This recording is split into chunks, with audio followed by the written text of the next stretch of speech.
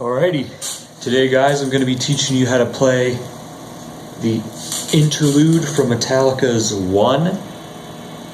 It's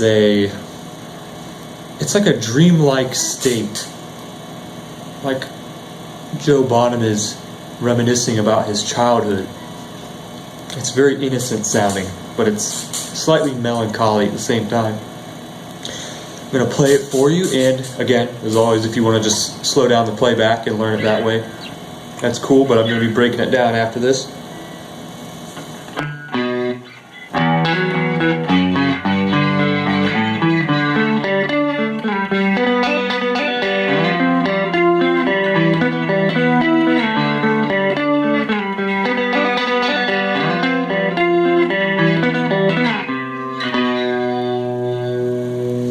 That's it. You just loop it twice, or I should say you loop it once after playing it the first time, and that occurs at the very beginning of the song, and then after the heavy section, that's the chorus.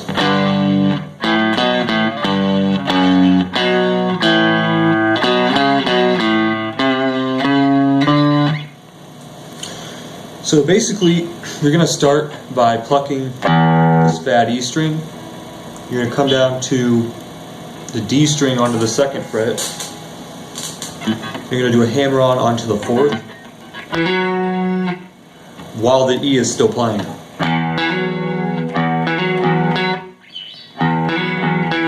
So you're going to hit that E twice, like.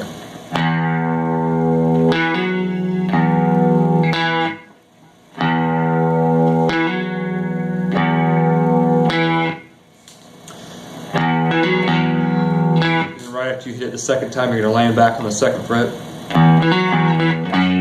Then you're going to go into a power chord on F sharp here. And then move up to G, a G power chord. Pluck the strings individually of the power chord. But then when you pluck the strings of the G power chord, you're going to hit the D string open after you hit the first two, the first and the 5th strings.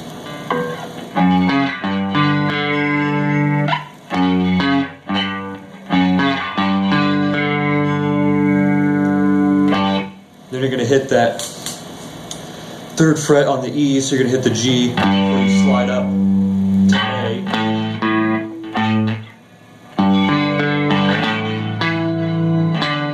And instead of hitting the open D, you're going to hit A, and then you're going to hit E, and then you're going to land on D.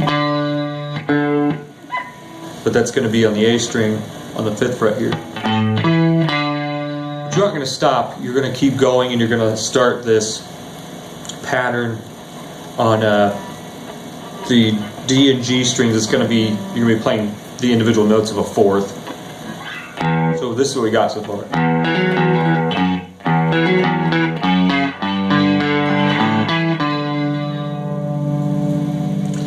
Right after that, you're going to dive right in and hit these 4ths. Now, here's where a lot of people get this tab wrong. They tell the players to hit that G string open,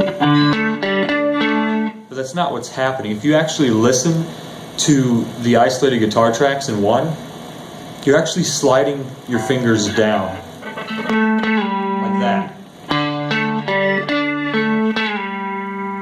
You're sliding down on the D string to the 5th fret. And you're going to hold, I mean, that's still going to be ringing as you play the next section, so from there, you're going to hit it again. Then on the G string, you're going to hit the 4th fret twice. And then on the B string, you're going to do this hammer-on and pull-off on the 3rd fret. And it sounds, I mean, it's going to sound really chimey if you do it correctly. You should really be able to hear the individual pull-off.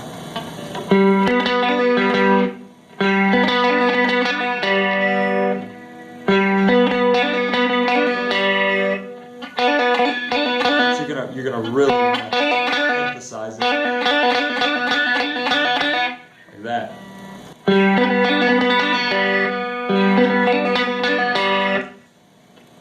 So again, you're going to hit that twice on the D string, 5th fret, or I mean once, and then hit the 4th fret twice on the G string, and then do that hammer on pull off, so 0, 3. And then while this G string is still ringing, so while that's ringing, you're going to slide up on the A string to the 8th fret there. So A sharp. You're going to play this power chord, but you're going to play the 4ths. So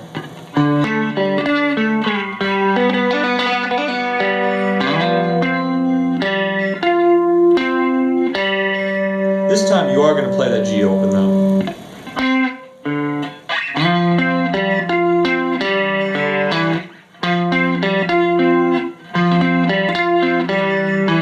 Slide your finger down to the 7th, your index.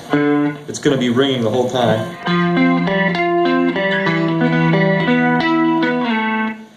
And this is where a lot of guitarists also get this section wrong. Again, they tell you to play the strings open, like this.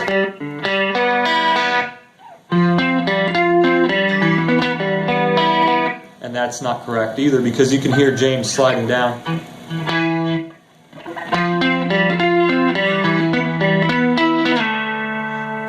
On, really, you're going to slide down on this power chord. You're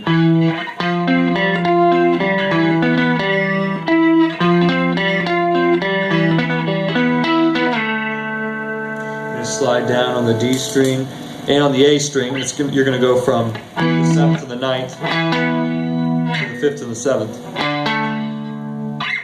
And then you're just going to go and loop that section that we learned earlier. And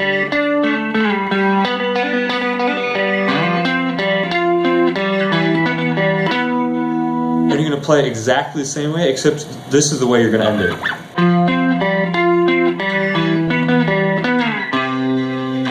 You're going to do that power slide, that power chord slide again.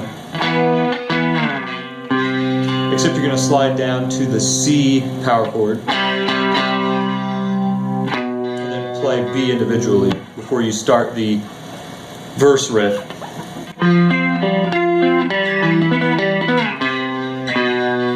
Basically, as soon as you land on this 3rd, you're going to pull your pinky off, or your ring finger, if that's what you're using to play your power chords with. You're going to pull that off.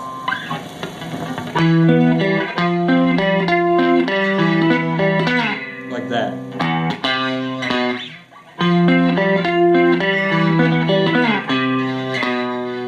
Play the C and the B individually.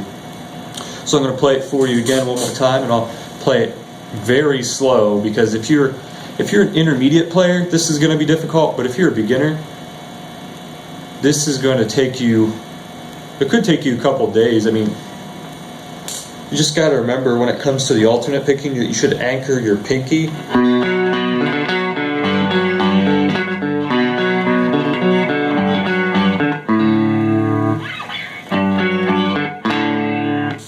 Otherwise, you're going to try to pick like this. And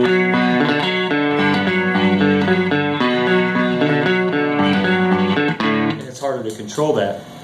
So that's going to be extremely paramount when you're playing this interlude section.